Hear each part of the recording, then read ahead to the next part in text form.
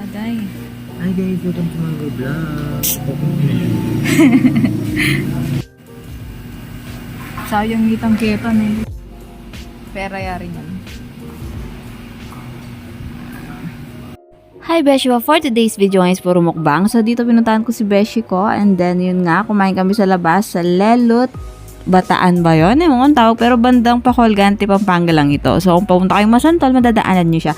Dapat sa kabila kami kakain kaso sarado siya. So dito na lang kami nag-decide. Kumain kami ng lugaw at ng dugo. Siya lang pala, hindi ako kasama sa dugo.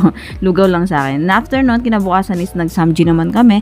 And pinagtitripan ko nga itong best friend ko kasi hindi na niya maubos yung kanyang samji. At 10 minutes left na lang para maubos niya dahil mag-close na ang samji. At so panoorin niyo mga beshi, matatawa talaga kayo. May 10 minutes na lang siya para ubusin yung kinakain niya, guys.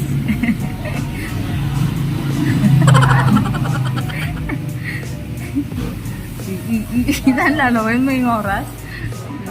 Cartagios. Kala ko. Kayan, di ba? Tang kain ng Paolo Abilino dati. Patay gutom, tapos di naman kaya.